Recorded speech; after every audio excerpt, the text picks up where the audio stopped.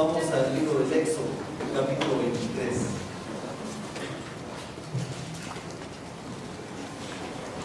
Voy a leer los versos del 10 al 13. Éxodo 23, del 10 al 13.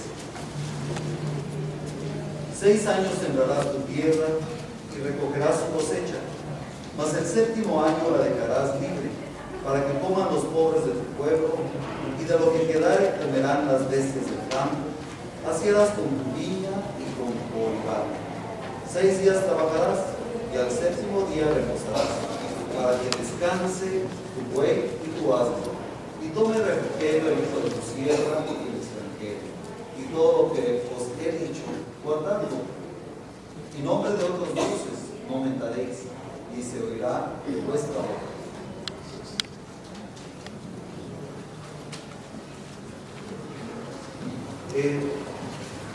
El ejercicio del cristianismo es algo que se debe de dar cotidianamente. Casi siempre comentamos que es un estilo de vida o un modo de vida. Debe de serlo. Debe de practicarse cotidianamente, debe de, no solamente en cosas especiales, sino en todo momento. El cristiano debe ser cristiano siempre, en todo instante, en cada una de sus profesiones, oficios, dedicaciones. Cuando nosotros hablamos de esto, de veras que comprometemos mucho lo que somos, lo que pensamos y lo que buscamos. Yo sé que el comprometer no nos gusta comprometernos porque obliga a la vida, lo que yo me comprometo contigo.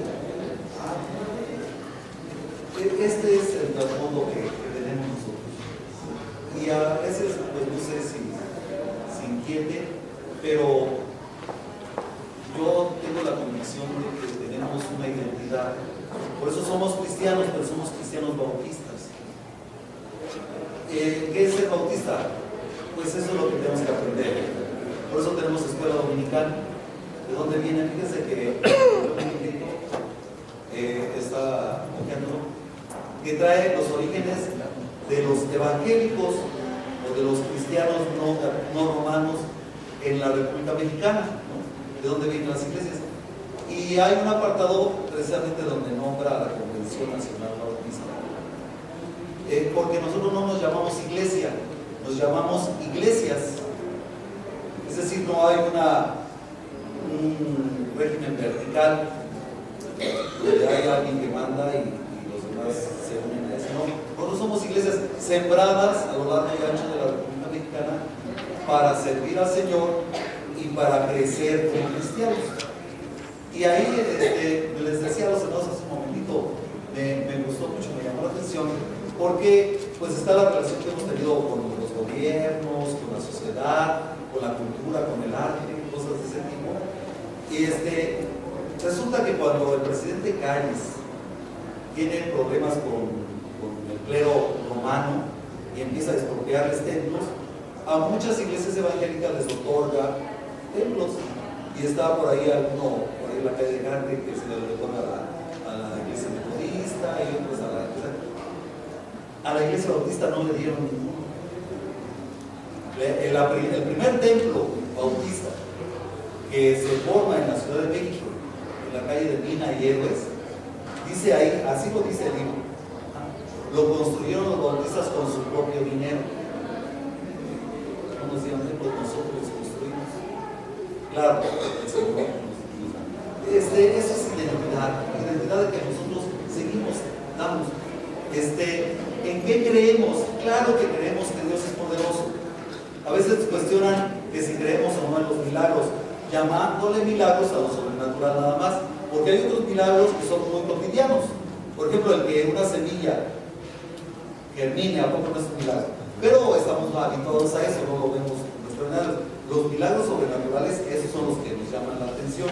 Y a veces dicen, es que ustedes no creen eso. ¿Por qué no? Porque no hacen cultos de sanidad divina. Esta sanidad divina también lo introdujo la Iglesia Evangélica en México. Después, algunos grupos católicos romanos también lo empezaron a ejercer y le llamaron sanación, y ahora hasta iglesias evangélicas lo llaman de esa manera. Pero y se hacían cultos de sanidad divina, cultos de hablar en palabras, cultos de milagros, por ejemplo, de apariciones, de cosas de ese tipo. Y quiero decirles que claro que sí creemos en eso. Porque, bueno, no es que creamos en eso, sino que creemos en un Dios que es todopoderoso. Y al creer en un Dios que es todopoderoso, puede haber algo que no pueda hacer. Entonces ahí va implícito que sí, lo que Él quiera puede hacer. Es muy cierto entonces que sí creemos en los milagros, pero no hacemos de los milagros el pretexto para dejar de cumplir con nuestras responsabilidades. Porque si yo creo que Dios me puede sanar sin intervención de médicos, de medicinas, a lo mejor me vuelvo indisciplinado y entonces no cuido mi cuerpo que Dios me dio y que me mandó que cuidara, que estuviera pendiente de Él. Y tomo como pretexto, pues Dios cuando me esté en las últimas, Él me puede sanar. O tomarlo como pretexto para olvidar cultivar los dones y talentos necesarios para crecer honrando a Dios. Es decir, para ser un buen profesionista y servir a mi prójimo. No, pues con quebrar que Dios lo haga. No. Yo tengo que cultivar los dones y los talentos que Él me dio para servir a mi prójimo. También creemos en eso. Y eso se llama disciplina. Porque de creer arbitrariamente en los milagros sobrenaturales sería despreciar la gracia con que Dios cubre al ser humano. Porque Él nos ha dado inteligencia, nos ha dado capacidad para desarrollarnos, para inventar, para contribuir. Por lo tanto, es necesario estudiar la Biblia con el deseo de seguir el proceso espiritual que nos lleve cada día a ser útiles para el engrandecimiento del reino. Útiles para el engrandecimiento del reino. Miren, hay testimonios de esto que les voy a contar. Hay personas que de repente se encuentran un folletito ahí tirado, que se lo llevó el viento y que lo llevó y lo revolcó, y lo recogen y leen ahí: Jesucristo te ama, Dios te salva, y lo leen y buscan y se convierten. Pero sería yo un ingrato si me la pasara tirando folletitos por toda mi ciudad, cuando Dios me ha mandado a través de su palabra: vayan por todo el mundo y prediquen el Evangelio. Pero es más cómodo que dar folletitos. Es que no hacen campañas evangelistas, claro que sí, pero la responsabilidad es de compartir persona a persona lo que yo creo, mi fe. ¿Por qué? Porque hago mi campaña y le digo a otros: voy a sembrar, no, así, créanme, que dice esto. ¿Y cuándo le doy seguimiento? Cuando le digo: venga a la escuela dominical donde yo asisto, para que crezcan, para que aprenda a ser cristiano? Entonces, sí creemos en los milagros sobrenaturales, pero creemos que Dios nos ha dado una responsabilidad. Y esto se demuestra por medio de acciones, de actitudes y compromisos cumplidos. Yo tengo un compromiso con mi Señor, un compromiso con mi iglesia. El apóstol Pedro nos da buenas noticias sobre las cosas que nos han sido dadas mediante el conocimiento de nuestro Señor Jesucristo. Lo leímos hace un ratito.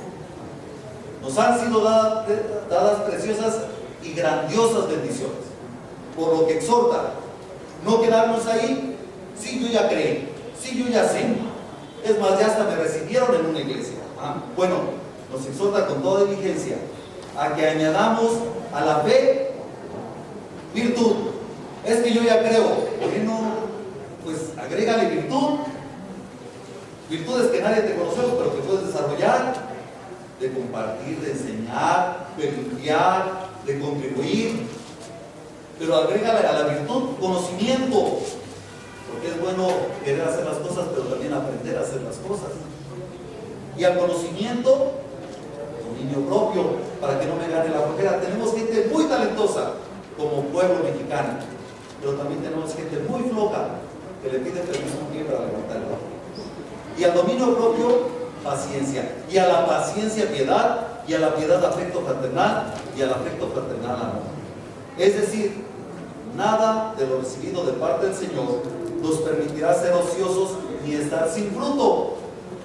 Porque a veces, es que hermano, mire mi edad, ya no puedo hacer esto, ya no puedo comportarme como un joven de 30, 40 años, pero sí puedo hacer otras cosas que he aprendido y que he desarrollado, otros talentos que voy desarrollando conforme voy perdiendo algunos.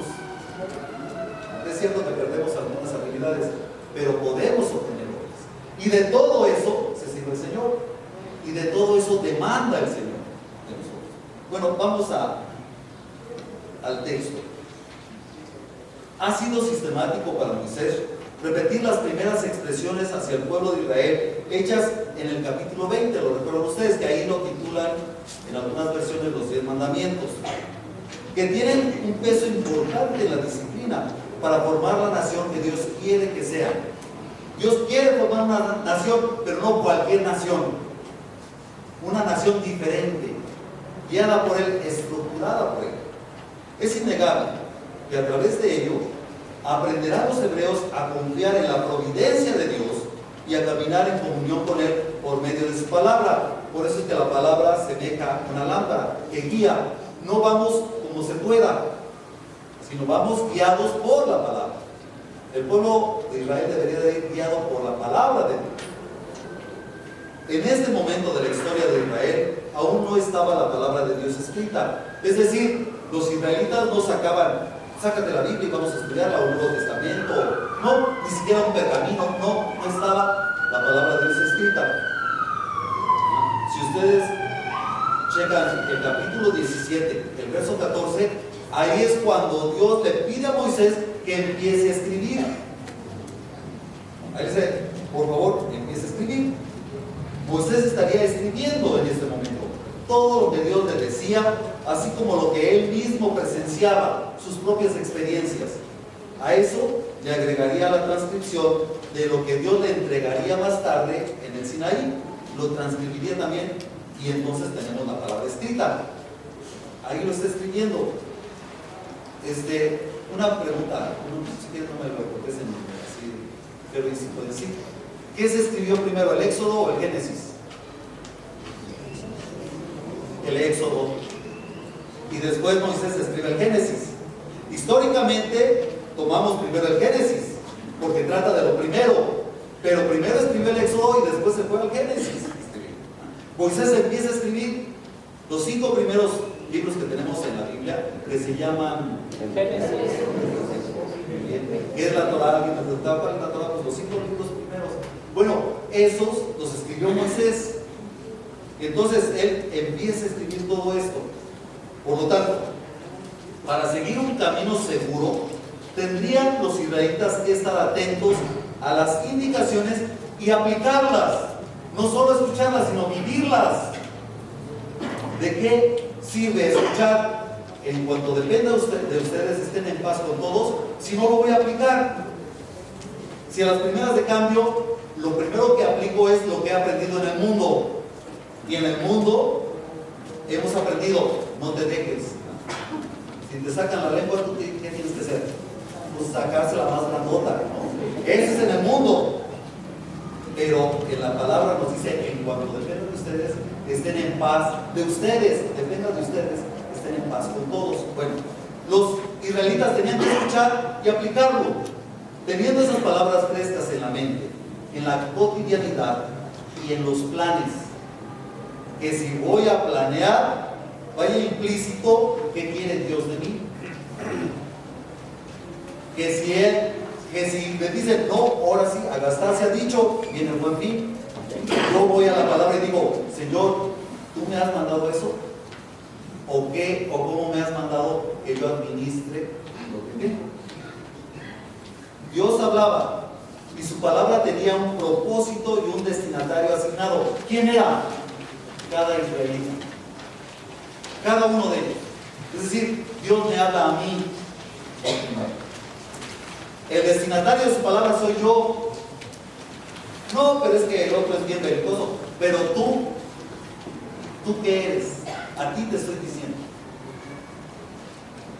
Me hablará a mí.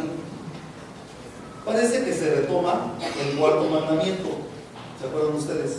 En Éxodo 20. De 6 días trabajarás y harás todo. Bueno, solo que comenzando por el jornal y proyectado en años. Vean verso 10. 6 años sembrarás la tierra. 6 años de sembrar y cosechar. En el pensamiento hebreo, las expresiones son muy de totalidad. Por ejemplo, cuando hablaban de que Dios era el todo, no decían que era el todo, sino decían es el alfa y el principio y el fin. Entonces aquí habla de sembrar y cosechar, es decir, toda una jornada de trabajo. Y el ciclo completo se lleva a cabo sistemática y puntualmente. No me estoy gastando antes de recibir el salario, sino hasta recibirlo.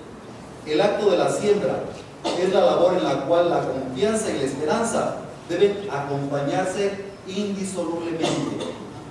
El confiar, cuando el sembrador iba a sembrar, confiaba, por eso sembraba, y por eso lo hacía meticulosamente, sabiendo que iba a cosechar. Ya estaba pensando cómo iba a levantar la cosecha. La preparación de la tierra, el depósito de la semilla y la labranza son realizadas con la seguridad de que llegará el día de la cosecha. De otro modo, el empeño y lo meticuloso de cada paso discontinuarían la obra, no llevarían a cabo la obra. Cuando siembra, sabe a qué centímetros de profundidad debe sembrar semilla. ¿Por qué? Porque debe de dar un fruto bueno, un fruto apetecible.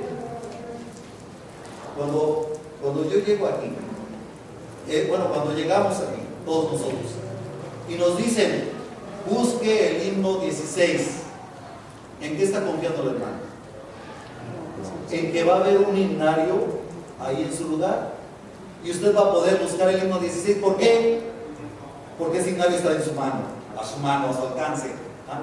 Y que ese himnario es igualito al que ella tiene, porque al menos en esta iglesia usamos 2 tipos de himnarios. Si les dijera busquen el 16 y no fuera el mismo, y es el mismo que sabe nuestro hermano, que toca, nuestros hermanos que tocan el piano y el órgano, porque si ellos empezaron otra melodía distinta, es coordinar el saber que tenemos que cumplir y que queremos buena cosecha, que lo que se produzca bien. El que sembraba no solo esperaba cosechar, sino esperaba cosechar buenos frutos apetecibles. Pero si producir es importante, también el sentido comunitario se presenta como el complemento idóneo para disfrutar del trabajo, es decir, quién me acompaña y quién actúa. Literalmente, el 7º año dejaba de cultivarse y tampoco se recolectaba de los huertos cuyas plantas eran fructíferas perennemente, por decir, las manzanas, esos que no cada año hay que sembrarlos. Tampoco de eso se cosechaba, se les dejaba. Esto tenía diferentes objetivos. Uno era que quienes carecían de medios para subsistir se hicieran la oportunidad de recoger frutos olvidados, no indispensables para los dueños de la finca. Los dueños ya habían cosechado, ya se habían preparado, ya habían prevenido. No era de que, ay, si me están quitando el bocado de mi boca, perdón por la redundancia, pero me están quitando el bocado para dárselo a otro. Pues no, usted ya había cosechado, ya se había preparado. Eso era lo que quedaba, lo que dejaba para el otro. Hermanos, cuando nosotros decimos no, porque esto es mío y esto me corresponde, se puede convertir en ambición. Este es el dilema que tenemos hoy en día, yo pienso, los cristianos. ¿Hasta qué punto es el de asegurar lo que nosotros necesitamos y dónde empieza el atesorar por ambición? ¿Hasta qué punto es donde yo necesito una casa porque necesito una casa para que mi hogar se forme ahí? Y el otro, yo necesito más casas para tener, para poseer. ¿Dónde está de qué le voy a dejar yo a mi hijo? Y el suplir a Dios, porque las bendiciones que Dios le va a dar a mi hijo, se los va a dar ¿quién? Dios, no a mí, no me lo va a dar a mí para que yo se los dé a él, ¿no? ¿Hasta qué punto yo lo hago inútil? Porque le aseguro todo y no lo desafío a que él reciba y que él se esfuerce. Ese es el dilema que tenemos que resolver con la ayuda de Dios. La ambición únicamente puede controlarse con la frescura que da practicar la generosidad. Cuando hablamos, por ejemplo, como ahora que estamos celebrando el Buen Fin, hay un buen fin de generosidad. En los planes de conseguir bienes está el de conseguir para compartir, para dar. Qué bueno que viene esta oportunidad para que yo pueda compartir, para que pueda dar. Qué bueno que viene esta oportunidad porque así puedo yo compartir con quien vive en mi casa algo. Meditemos por un momento en esta relación: tiempo, generosidad. Tiempo, generosidad. Hoy en día el tiempo es esencial para, esos puntitos es para que usted ponga, ¿para qué? El tiempo es esencial para. Luego decimos, ay no, es que a mí no me alcanzan las 24 horas, quisiera que tuvieran 27. Para esas otras dos, ¿en qué los emplearía? ¿En qué las invertiría? Si usted tuviera la concesión de Dios de que le da más tiempo, ¿para qué? Fíjense, vamos a hablar de nuestra experiencia en la ciudad. Un automovilista se desespera porque quien va adelante tarda unos segundos en reaccionar. ¿Cuántos segundos debe de tardar el que va adelante de usted cuando va manejando para que usted se desespere? Yo les platicaba que ahora que estoy en Tehuacán, nos fuimos en camión, entonces allá en la ciudad pues nos movía el misionero, ¿verdad? Y nos fuimos, entonces llegó a un crucero. Les digo que el lugar donde se están reuniendo confluyen universidades, 4 universidades, entonces hay mucho mundo. Llegó al crucero y se detuvo, se frenó, primer error. Luego volteó para todos los lados y venía un coche como a 2 kilómetros, pues esperó a que pasara. Segundo error. Yo, ya pasa. Conforme fue pasando los minutos me di cuenta que no estábamos en la Ciudad de México, estábamos en Tehuacán. A él no le importaba pasar primero, le importaba estar seguro de no chocar y de respetar que el otro tiene la preferencia. No había problema. Fíjense, tenía una reunión con matrimonios a las 10 de la mañana. A las 9 me dijo, le voy a dar un recorrido para que vea la zona. Y yo, pero es que a las 10 ya tenemos que estar. Llegamos a 10 para las 10. Después del recorrido y del enseñó, todavía platiqué con una directora de un kinder. En domingo nos estaban haciendo limpieza a los padres de familia. La directora era de la congregación, dijo, de aquí ya me voy, ya tengo venido. Entonces, ¿cuánto tiempo necesitamos? Unos padres difícilmente platican con sus hijos por falta de tiempo. No tienen tiempo para platicar con sus hijos. En la iglesia se tienen que hacer ajustes a las clases y los servicios para que los asistentes puedan acomodar sus horarios. No llego, pastor, háblame otro curso el sábado porque no llego a la escuela dominical, ¿no? Y hay quienes me han pedido, oiga, ¿por qué no recorre el culto de las 11 a las 12? Porque no llego. Así sí llego. Hermana, llegue puntual, pues recórralo a las 12. Sin embargo, los programas videograbados, ya no puse de televisión porque a veces en la tablet o en el teléfono se puede uno ver un programa de mucha duración, son populares. Les dicen mis alumnos las series que ven, un capítulo dura 1 hora y hay otras series que duran hasta 2 horas, un capítulo. Digo, en mis tiempos eso duraba toda una película, ahora no, y hay quienes ven 2 o 3 episodios en un ratito. Entonces, y no hay tiempo, y los espectáculos, incluso los deportivos, y sí estoy pensando en el evento que tenemos aquí, que mínimo va a durar 3 horas y que nos va a causar caos porque cerraron los estacionamientos del Estadio Azteca. Bueno, atraen a mucha gente. Es lo que atrae, lo que dura mucho, ay, qué poquito, que se vayan a penales, ¿no? tiempo. Hay personas que van a venir aquí al estadio desde el norte, desde Santa Fe, que ahí hay camiones que van a salir exclusivamente. ¿Cuánto tarda el camión en llegar acá? No importa, no hay tiempo, pero sí hay tiempo para esto. A una persona le duele pagar el sueldo mínimo. Ay, pero ¿por qué le van a dar otros 10 pesos? ¿Pero por qué? Pero considera que ella necesita más ingresos, que le suban a ella. Estaba pensando en un, pero en un expresidente, que cuando aquí en el Otrora Distrito Federal se implementó la ayuda para adultos mayores, me fue en el cielo. ¿De dónde van a sacar tanto dinero eso? Pero cuando le dijeron que a él le iban a quitar su pensión de presidente, ay no, yo la necesito. Somos más longevos.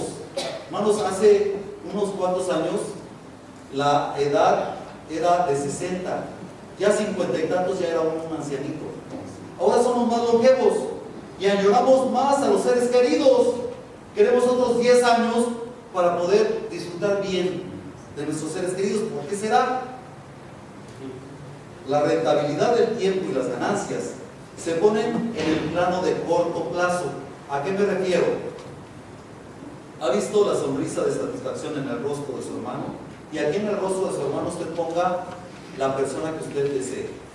Puede ser a la persona que usted atendió, si está en un lugar donde atiende a, que dijo, ay, qué bueno que me atendió este joven, o esta mujer, o este varón, qué bueno que me atendió porque me atendió muy bien.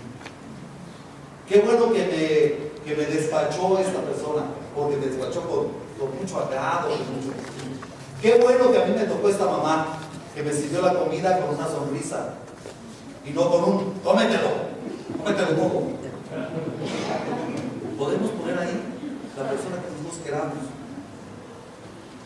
En el momento que lo estamos haciendo, tengamos satisfecho al otro con nuestra actitud, con nuestro actuar.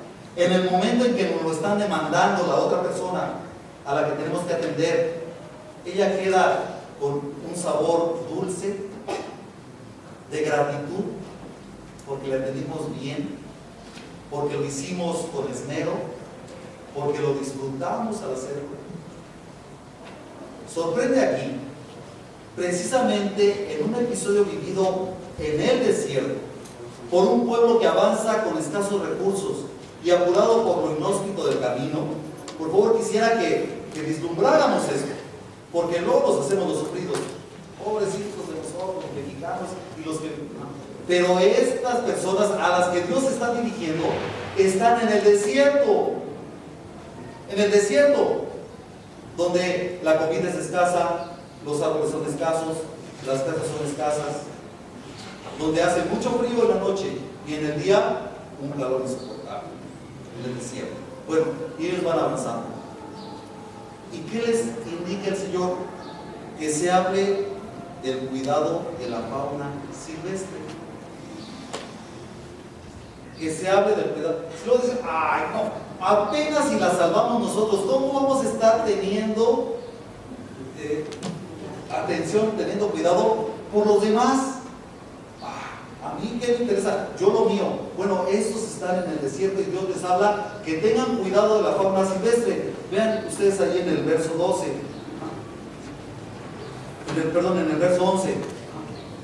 Y de lo que quedare comerán las bestias del campo. No era el ganado que llevaban, de eso se tenían que encargar ellos. Ya habían guardado pastura, ya habían guardado alimento para su ganado. No, de lo que quedare comerán las bestias del campo, los animalitos silvestres. ¿A poco usted en su presupuesto, cuando va a hacer sus compras, guarda algo para comprar alpiste para los pajaritos? O de esa agüita que le ponen con miel para los colibríes. Eso está mandando el Señor. Qué exagerado. De lo que quedare comerán las bestias del campo. Da la impresión que Dios mismo está certificando que nada me faltará. Fíjense que nada faltará no es sinónimo de opulencia que tiende al despilfarro y a la holgazanería, porque a veces tener abundancia nos provoca despilfarrar. Nos fijamos, ¿cuánto cuesta el kilo de carne de res? Pues ¿saben una cosa? Que en los taquitos cuesta 5 veces más mínimo. ¿o no? Entonces, pero hoy rayé, vámonos a los tacos, hombre, ¿para qué utilizamos? Nada me faltará, no es opulencia para despilfarrar o para holgazanear. No, mijito, ya ni trabajes, yo ya te voy a heredar tu casa y tu negocio, ¿para qué? Así. Ya no estudies, ¿para qué estás soportando esa bola de maestros que ya sabemos que son de lo peor? ¿Para qué tú? Sino, no es entonces sinónimo de opulencia, sino suministro que suple, satisface y deleita. En ese mismo poema, Salmo 23, mi copa está. ¿Qué pasa si le echo más?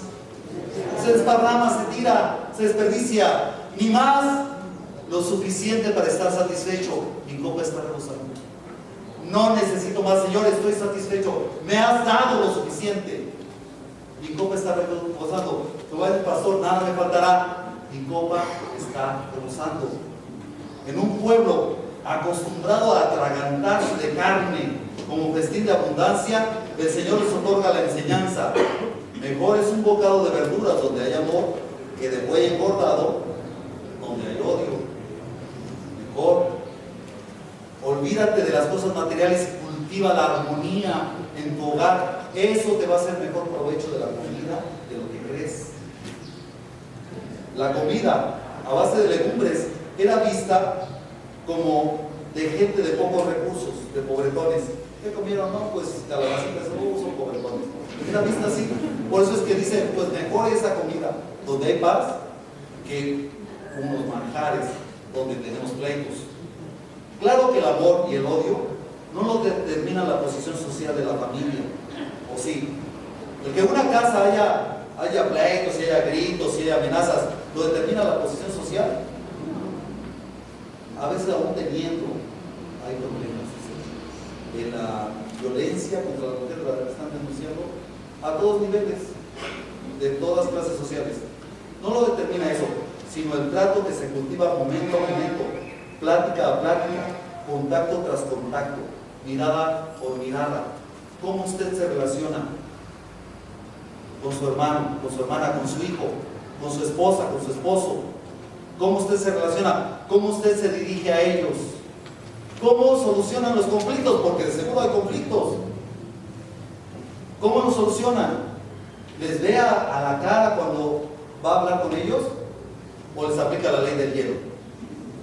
¿O los amenaza? ¿O luego a gritar? Hay familias bélicas donde apenas sucede algo y luego todos se ponen los guantes, ya hasta los traen preparados. Y eso se reproduce en todas las condiciones. Cuando vemos una persona que es intransigente en el tránsito, decimos de seguro eso pasa pues así. En cualquier conflicto, pues lo arreglamos, a ver quién grita más fuerte, o quién golpea más fuerte. Pero además, vamos a hablar de la contraparte, de recibir, de la generosidad con que se reciba esa provisión divina. Generosidad al recibir la provisión divina. Con esa generosidad que se actúa al recibir, alcanzará para que otros sean bendecidos con el dulce regalo del sustento básico. Cuando Jesús alimentó en 2 ocasiones a respectivas multitudes, en la primera, ¿eran cuántos? Más de 5,000, ¿no? Porque eran 5,000 más las mujeres, más los niños. Bueno, en la primera se recogieron 12 cestas de lo que sobró.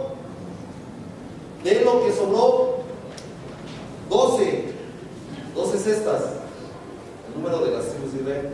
Y en la segunda, que alimentó a más de 4,000, por ejemplo, 4,000 más las mujeres, más los niños. En la segunda sobraron 7 canastas llenas de lo que sobró. Generosidad, hermanos, es llevar a cabo nuestras tareas por el simple hecho de sentirnos aptos, de sentirnos bendecidos. Claro que yo lo puedo hacer porque funciono, porque tengo talentos, porque tengo dones, porque me deleito al hacerlo. Eso es generosidad. Aun si otras personas se benefician sin que sepan de nuestra intervención. pero ni me lo van a agradecer, pero se van a dar cuenta. No importa, lo estamos haciendo. Y yo lo puedo hacer. Es el ejemplo, miren, una planta que tenga la capacidad de dar flores y que de repente crezca ahí en el bosque, donde no pasa ninguna persona, donde no es vista por nadie. ¿Ustedes creen que florezca? ¿Por qué va a florecer si nadie la ve? Porque esa es su naturaleza. Porque su naturaleza así. Ay, pastor, que no estudió biología, segundo de secundaria, biología. Una planta que da flores, pues siempre va a dar flores, la vean o no la vean. Así debe de ser el cristiano. Así debemos de ser nosotros. Así alumbre vuestra luz delante de los hombres. ¿Por qué? Porque tenemos esa capacidad. Es nuestra naturaleza ser generosos, aunque nadie nos lo agradezca, aunque no nos aplaudan.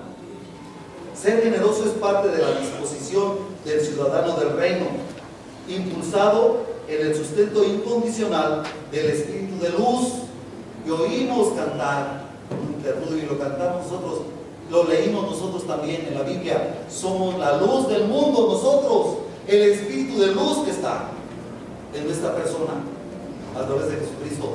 ¿Por qué alumbra esa lámpara? Pues porque ahí está la energía y tiene la capacidad para hacerlo. No puede decidir no alumbrar, no. Si llega la energía, ella alumbra. Entonces nosotros somos impulsados por ese espíritu de luz que embarga al cristiano a reconocer que nada es suyo. Lo que yo doy es porque lo obtengo de mi Señor, me llega de Él. Como fiel mayordomo, el cristiano solamente actúa sirviendo a su Señor, por eso vive con convicción el maravilloso regalo de la salvación por gracia. Somos salvos por gracia, no lo merecíamos. A Él le plació salvarnos. Pues así nosotros compartimos con los demás, porque así somos, porque tenemos. Hay un dicho, ¿cómo no podemos dar lo que no tenemos? Es cierto, lo que tenemos eso damos. Lo que tenemos eso compartimos. ¿Qué hay en nuestro corazón? ¿Qué hay en nuestra vida? Textualmente, repite la ordenanza del día de reposo enfatizando que implica asegurarse que los animales de trabajo también deberán descansar. Aquí yo encuentro algo peculiar, a ver si ustedes lo pueden también localizar. Deben descansar los animales de trabajo junto con los hijos de sus trabajadores e incluso junto con el extranjero que se hubiere refugiado en su casa, con el extranjero que se refugiara en su casa. Muchas veces queremos comenzar la disciplina imponiendo, y esa es una tendencia que no la debemos de copiar los cristianos. Imponer disciplina y te vas a portar así porque si no te voy a castigar. Así lo hacemos. Denle una buena nalgada a su hijo porque así es disciplina, o un buen jalón de orejas, o imponiendo tareas, imponiendo sumisión e imponiendo normas que nos parecen adecuadas. La polémica de la sumisión. La Biblia habla de una sumisión, pero no de una sumisión impuesta, sino una sumisión aceptada. Uno acepta. Bueno, comúnmente llamamos disciplina a lo que imponemos. En este caso, se subrayan que no son imposiciones, sino acciones. Acciones. Si mi hijo observa que yo termino de comer y agarro mi platito y voy y lo lavo, ¿qué creen que va a hacer él? ¿Qué creen que va a aprender él? Acciones. Si mi hijo me ve que yo el domingo digo, ay, el domingo es el día del Señor, me paro primerito, me arreglo y quiero venir a la casa del Señor, ¿qué creen que va a hacer él? Pero si él aprendió que de lunes a viernes hay que pararse temprano, porque si no a uno no lo dejan entrar a la escuela o le descuentan en el trabajo, pero que el domingo no importa, es el día del Señor, ahí puedo llegar a la hora que quieres y puedo, si quiero no llego. ¿Qué aprende mi hijo? ¿Qué aprende mi hija? Eso de buscar primeramente el reino de Dios y justicia es práctico, no es teórico. Entonces, aquí es, trabajarás. ¿Quién? Si a mí me ordenan trabajarás, ¿quién tiene que trabajar? Trabajarás, está implícito el sujeto. 8 trabajarás. Si yo me acostumbro a trabajar, 6 días trabajarás y harás toda tu obra. En consecuencia, voy a estar cansado. ¿Y qué necesito? Descansar. Qué desgracia cuando se tiene que descansar sin cansarse. Y ahí uno sabe, tengo insomnio, pastor, pues trabaje. Uno descansa cuando está cansado, no cuando no está cansado. En consecuencia reposarás. ¿Y para qué quiere Dios que descanse la persona? Para que descansen su buey y su asno. Vas a descansar para que descanse tu buey y tu asno. No sé si lo notaron. No dice para que descanse tu esposa o tu hermano o tu hijo, no. Empieza con los animales de trabajo, con los animales, los menos importantes desde nuestra concepción. Vas a descansar para que descansen tu buey y tu asno, y después el hijo de tu sierva, y después el extranjero y todo. Honestamente, las consecuencias de la disciplina se dan con el ejemplo. No es necesario dar coscorrones. Yo sé, y yo sé que incluso hasta las tiendas que venden artículos cristianos, ¿cómo se llaman esas? Tiendas, venden Biblias y eso. Bueno, las tiendas cristianas también venden palitos, ¿no? Y traen hasta el texto. Corrige a tu hijo, compadre. Hay papás que lo compran y lo ponen ahí en la sala. Bueno, yo sé que eso dice. No lo puedo borrar. Pero también hay significaciones de las varas. Es vara de medir también. Porque que se necesite un coscorrón para que alguien aprenda es poner al niño al nivel de un animalito. Por eso somos humanos.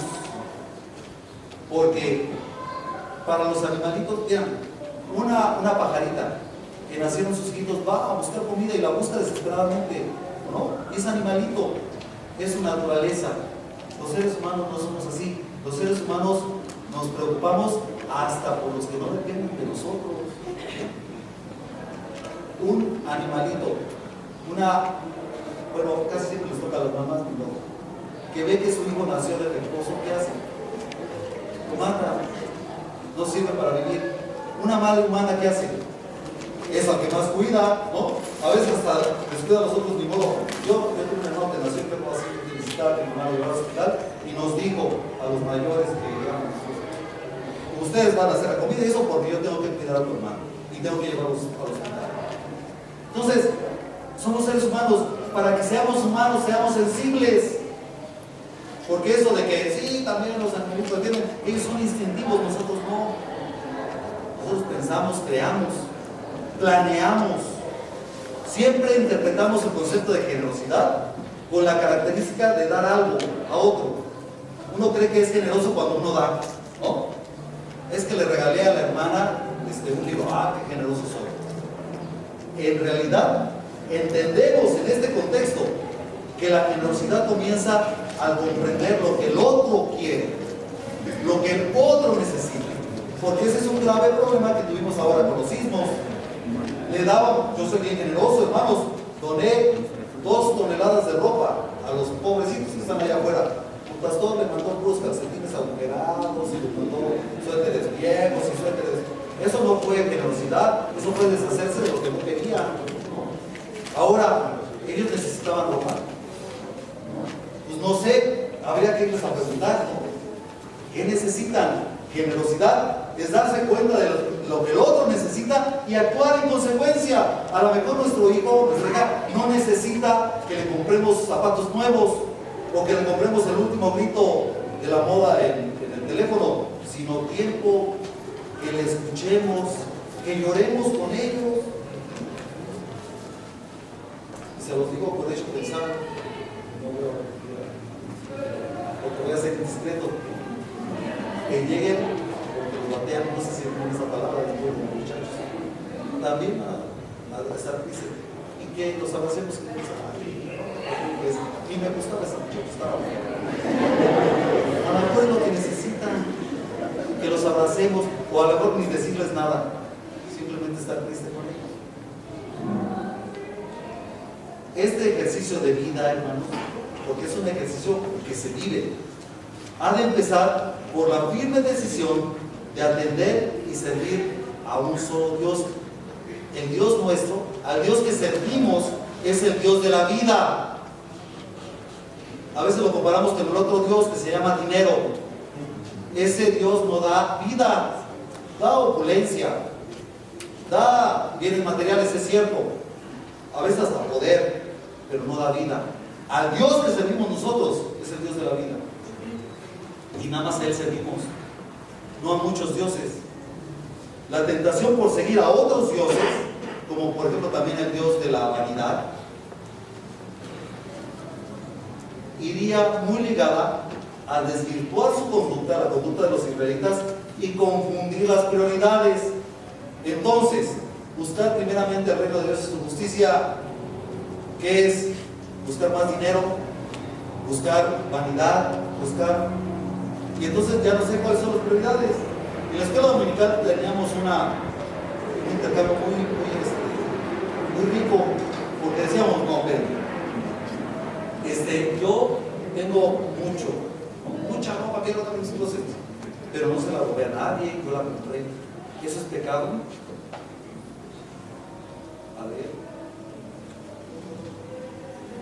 no sé, ¿para qué tiene tanta esa ropa? No es especial, ¿no? La respuesta viene de pensar, ¿y para qué quiero tanta ropa? Ahí cada quien se mide, entonces ya hay varios de medir. Ahora está claro para nosotros que el proceso de santificación jamás se realizará en el alma del creyente si no se entrega día a día la vida con devoción, día a día, porque lo que me sucedió ayer a lo mejor no es lo mismo que me sucede hoy, pero me va a demandar actuar como cristiano, me va a demandar tomar decisiones como cristiano, renovando constantemente los votos de servicio y sumisión a la guía divina, porque el que tiene oídos debe usarlos para oír. ¿Oír qué? ¿Qué oímos? Pues no sé, hay tanto que escuchar. Podemos escuchar los comerciales del Buen Fin. Aprovechen. ¿Cuántas pantallas tiene usted en su casa? ¿Cuántas pantallas le hace falta para ver un buen programa de televisión? Una, ¿no? Yo creo que una. ¿Cuántas tienen? No me conteste. Pues una en la sala, otro en el cuarto de quién sabe quién, otro en el cuarto de otra en la cocina. Bueno, hay quienes tienen hasta en el baño su pantalla. Entonces, ¿la voz de quién? ¿La voz de quién? Jesucristo dijo, mis ovejas oyen mi voz y me siguen. Mi voz, hay muchas voces. Si tenemos muchos dioses que hablan al mismo tiempo, ¿cuál voz vamos a atender? ¿Cuál es la voz que vamos a escuchar? Debemos de tener oídos para oír, pero oír lo que es para nosotros. Si tenemos un solo Dios, Jesucristo, a Él hay que oír. El hecho de mencionar a otros dioses involucra deseo, porque si yo atiendo otra voz, quiere decir que deseo escucharle y deseo hacer lo que me está diciendo. Deberían adaptarse los israelitas a su fe de tal manera que nada de la oferta de los otros pueblos paganos les inquietara, ni siquiera tuvieran la inquietud de decir, ay sí, eso se me antoja. En la actualidad también es necesario mantenernos en vigía constante, en oración y meditación de la palabra, para que la tentación de siquiera mencionar otros dioses quede anulada por el amor que profesamos a Jesús. Tenemos muchas opciones, pero nadie me satisface como la voz de mi Señor. A Él escucho y a Él obedezco. Amén.